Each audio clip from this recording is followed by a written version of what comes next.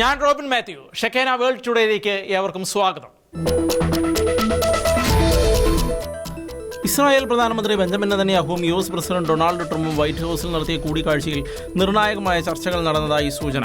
2025 തുടക്കത്തിൽ ട്രംപ് വീണ്ടും അധികാരമേറ്റ ശേഷം ഇരുവരും തമ്മിലുള്ള 6ാമത്തെ കൂടിക്കാഴ്ചയാണിത്. ഗാസയിൽ ഒക്ടോബറിൽ ആരംഭിച്ച വെടിനിർത്തൽ കരാറിന്റെ 1ാം ഘട്ടം പൂർത്തിയായ പശ്ചാത്തലത്തിലാണ് നെതന്യാഹുവിന്റെ US സന്ദർശനം. കഴിഞ്ഞ ആഴ്ച റഫ അതിർത്തി ഭാഗികമായി തുറന്നിരുന്നു. വെസ്റ്റ് ബാങ്കിന്മേൽ ഇസ്രായേൽ നിയന്ത്രണം കടുപ്പിക്കുന്ന സാഹചര്യത്തിലാണ് ഈ നയതന്ത്ര ചർച്ചകൾ നടക്കുന്നത്. ഗാസയുടെ പുനർനിർമ്മാണം ആരംഭിക്കുന്നതിന് മുൻപ് ഹമാസ് പൂർണ്ണമായും ആയുധം താഴെവെക്കണമെന്ന് നെതന്യാഹു ചർച്ചയിൽ ആവർത്തിച്ചു. ഗാസയിൽ ഒരു സാങ്കേതിക സമിതിയെയും ഭരണസമിതിയെയും നിയമിക്കാനാണ് ട്രംപ് ഭരണകൂടം ലക്ഷ്യമിടുന്നത്. ട്രംപിനെ കാണുന്നതിന് മുൻപ് Netanyahu US state secretary Marco റൂബിയോയുമായി കൂടിക്കാഴ്ച നടത്തിയിരുന്നു. പശ്ചിമേഷ്യൻ സമാധാനത്തിനായുള്ള സമാധാന സമിതിയിൽ അംഗമായി അദ്ദേഹം ഒപ്പുവെച്ചു. US പ്രസിഡന്റ് ഡൊണാൾഡ് ട്രംപിന്റെ ബോർഡ് ഓഫ് പീസിൽ ഇസ്രായേലും ചേർന്നതായി പ്രധാനമന്ത്രി ബെഞ്ചമിൻ നെതന്യാഹു വ്യക്തമാക്കി. ബുധനാഴ്ച നെതന്യാഹു റൂബിയോയും തമ്മിൽ നടത്തിയ കൂടിക്കാഴ്ചയ്ക്ക് ശേഷം പുറത്തുവന്ന ദൃശ്യങ്ങളിൽ ഇസ്രായേൽ ബോർഡിൽ ചേരുന്നതിന് നെതന്യാഹു ഒപ്പിട്ട രേഖയും വ്യക്തമായി കാണിച്ചിരുന്നു. മാത്രവുമല്ല, ഇസ്രായേലിനെ സമാധാന ബോർഡിൽ അംഗമാക്കുന്നതിൽ താൻ ഒപ്പുവെച്ചതായി നെതന്യാഹു എക്സിലെ കുറിപ്പിലും പറഞ്ഞിരുന്നു. ഗാസയുടെ പുനർനിർമ്മാണം ചർച്ച ചെയ്യുന്നതിനായി ഫെബ്രുവരി 19 വാഷിംഗ്ടണിൽ ബോർഡ് ആദ്യ കൂടിക്കാഴ്ച നടത്തുമെന്നും പ്രഖ്യാപനത്തിൽ നെതന്യാഹു അറിയിച്ചു. അതേസമയം ഇറാനുമായുള്ള ആണവ ചർച്ചകൾ തുടരണമെന്ന് ബെഞ്ചമിൻ നെതന്യാഹുവിനോട് ആവശ്യപ്പെട്ടതായി US പ്രസിഡന്റ് ഡൊണാൾഡ് ട്രംപ് പറഞ്ഞു. 3 മണിക്കൂർ നീണ്ട കൂടിക്കാഴ്ചയ്ക്ക് ശേഷം തന്റെ സമൂഹ മാധ്യമമായ ട്രൂത്ത് സോഷ്യലിലൂടെയാണ് ട്രംപ് ഇക്കാര്യം വ്യക്തമാക്കിയത്. കാനഡയിലെ ബ്രിട്ടീഷ് കൊളംബിയയിൽ പ്രതിയടക്കം 10 പേർ കൊല്ലപ്പെടുകയും നിരവധി പേർക്ക് പരിക്കേൽക്കുകയും ചെയ്ത വെടിവെപ്പിൽ 18 വയസ്സുള്ള ട്രാൻസ്ജെൻഡർ പെൺകുട്ടിയാണ് പ്രതിയെന്ന് പോലീസ് സ്ഥിരീകരിച്ചു. 18 വയസ്സുകാരിയായ ജെസി വാർ റൂട്ട്സെലർ ആണ് പ്രതിയെന്നും ഇവരെ സംഭവസ്ഥലത്ത് വെച്ച് സ്വയം വെടിവെച്ച് മരിച്ച നിലയിൽ കണ്ടെത്തിയതായും പോലീസ് വ്യക്തമാക്കി. ജെസി വാർ റൂട്ട്സെലർ ഈ ആക്രമണം നടത്തിയതിന് പിന്നിലുള്ള കാരണം ഇതുവരെ വ്യക്തമായിട്ടില്ല. 12 മുതൽ 13 വയസ്സുവരെ പ്രായമുള്ളവരടക്കം 9 പേരെ കൊലപ്പെടുത്തുകയായിരുന്നു പ്രതി. ജെസി ഒരു പുരുഷനായി ജനിച്ചെങ്കിലും ഏകദേശം 6 വർഷം മുൻപ് സ്ത്രീയായി മാറുകയായിരുന്നുവെന്ന് സ്ഥിരീകരിച്ചിട്ടുണ്ട്. Royal Canadian mounted police deputy commissioner Dwayne മക്ഡൊണാൾഡാണ് ഇക്കാര്യങ്ങൾ വ്യക്തമാക്കിയത്. അടുത്തുള്ള വീട്ടിൽ ആദ്യം വെടിവെപ്പ് നടത്തിയ പ്രതി തുടർന്ന് സ്കൂളിലേക്ക് പോയി എന്ന് മക്ഡൊണാൾഡ് വ്യക്തമാക്കി. സ്കൂളിനുള്ളിൽ കുട്ടികളും ടീച്ചറും അടക്കം 6 മൃതദേഹങ്ങളാണ് പോലീസ് കണ്ടെത്തിയത്. മറ്റൊരാൾ ആശുപത്രിക്കുള്ള വഴിമധ്യേയാണ് മരണപ്പെട്ടത്. അക്രമിയുടെ വീട്ടിൽ നിന്ന് അമ്മയുടെയും സഹോദരന്റെയും മൃതദേഹങ്ങൾ കൂടി കണ്ടെടുക്കുകയും പ്രതിയുടെ മൃതദേഹം കണ്ടെത്തുകയും ചെയ്തതോടെ ആകെ മരണം 10 ഉയർന്നു. സുഡാനിലെ ഒരു മുസ്ലിം പള്ളിയിൽ നടന്ന ഡ്രോൺ ആക്രമണത്തിൽ 2 കുട്ടികൾ കൊല്ലപ്പെടുകയും 13 പേർക്ക് പരിക്കേൽക്കുകയും ചെയ്തതായി സുഡാനിലെ ഡോക്ടർമാരുടെ അസോസിയേഷൻ അറിയിച്ചു.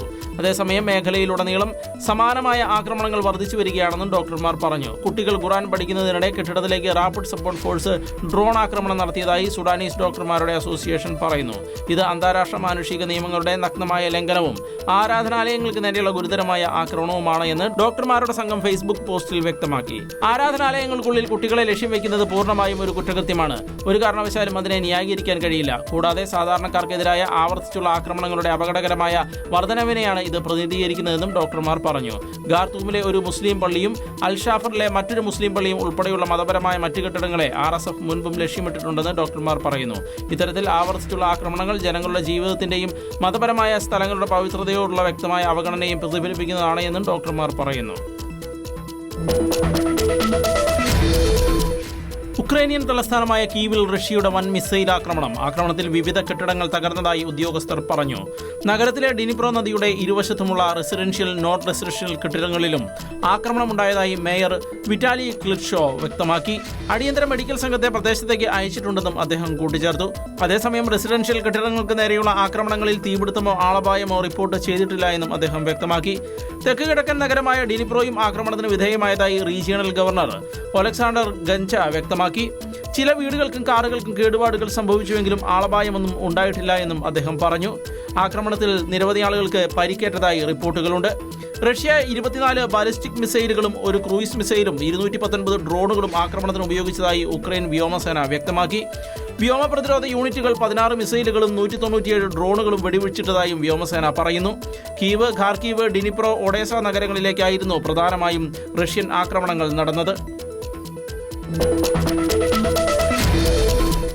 കാനഡയ്ക്കെതിരെയുള്ള ഡൊണാൾഡ് ട്രംപിന്റെ തീരുവയ്ക്കെതിരെ വോട്ട് ചെയ്ത US പ്രതിനിധി സഭ 211-നെതിരെ 219 വോട്ടുകൾക്കാണ് ഡെമോക്രാറ്റുകൾ വിജയിച്ചത്. 6 റിപ്പബ്ലിക്കൻ നിയമസഭാംഗങ്ങൾ ഡെമോക്രാറ്റുകൾക്ക് അനുകൂലമായി വോട്ട് ചെയ്യുകയായിരുന്നു. ഈ വോട്ടെടുപ്പ് പ്രധാനമായും പ്രതീകാത്മകമാണ്. കാരണം ഇനി ഇത് US സെനറ്റ് അംഗീകരിക്കുകയും പിന്നീട് ട്രംപ് ഒപ്പുവെക്കുകയും ചെയ്യേണ്ടതുണ്ട്. അത് സംഭവിക്കാനുള്ള സാധ്യത വിരളമാണ് എന്നാണ് വിലയിരുത്തപ്പെടുന്നത്. വീണ്ടും പ്രസിഡന്റായി തെരഞ്ഞെടുക്കപ്പെട്ടതിന് ശേഷം ഡൊണാൾഡ് ട്രംപ് കാനഡയ്ക്കെതിരെ നിരവധി താരിഫുകൾ ഏർപ്പെടുത്തിയിരുന്നു. ചൈനയുമായുള്ള കാനഡയുടെ നിർദ്ദിഷ്ട വ്യാപാര കരാറിന് മറുപടിയായി അടുത്തിടെ 100% ഇറക്കുമതി നികുതി ഏർപ്പെടുത്തുമെന്ന് ഭീഷണിപ്പെടുത്തുകയും ചെയ്തിരുന്നു. താരിഫിനെതിരെ വോട്ട് ചെയ്യുന്ന ഏതൊരു റിപ്പബ്ലിക്കനും തിരഞ്ഞെടുപ്പ് സമയത്ത് ഗുരുതരമായ പ്രത്യാഘാതങ്ങൾ അനുഭവിക്കേണ്ടി വരും എന്ന് വോട്ടെടുപ്പ് നടക്കുമ്പോൾ ട്രംപ് ട്രൂത്ത് സോഷ്യലിൽ പോസ്റ്റ് ചെയ്തിരുന്നു. താരിഫ് നമുക്ക് സാമ്പത്തികവും ദേശീയ സുരക്ഷയും നൽകിയിട്ടുണ്ട്. ഇത് നശിപ്പിക്കുന്നതിന് ഒരു റിപ്പബ്ലിക്കനും ഉത്തരവാദിയാകരുത് എന്നും ട്രംപ് മുന്നറിയിപ്പ് നൽകിയിരുന്നു. ബുധനാഴ്ച സുഡാനിലെ നൈൽ നദിയിൽ ഒരു യാത്രാ ബോട്ട് മറിഞ്ഞ് 15 പേർ മരിച്ചതായി ഡോക്ടർമാരുടെ ഒരു മെഡിക്കൽ സംഘം പറയുന്നു. സ്ത്രീകളും കുട്ടികളും ഉൾപ്പെടെ കുറഞ്ഞത് 27 പേരുണ്ടായിരുന്ന ബോട്ട് വടക്കൻ നൈൽ നദീപ്രവിശ്യയിലെ ഷെൻരി ജില്ലയിൽ മുങ്ങിയതായാണ് വിവരം. അപകട സ്ഥലത്തു നിന്നും 21 മൃതദേഹങ്ങൾ കണ്ടെടുത്തതായി സംഘം അറിയിച്ചു. കാണാതായ 6 പേർക്ക് വേണ്ടിയുള്ള തിരച്ചിൽ തുടരുകയാണ്. മറ്റ് 6 പേർ ദുരന്തത്തിൽ നിന്ന് രക്ഷപ്പെട്ടതായും റിപ്പോർട്ടിൽ പറയുന്നു.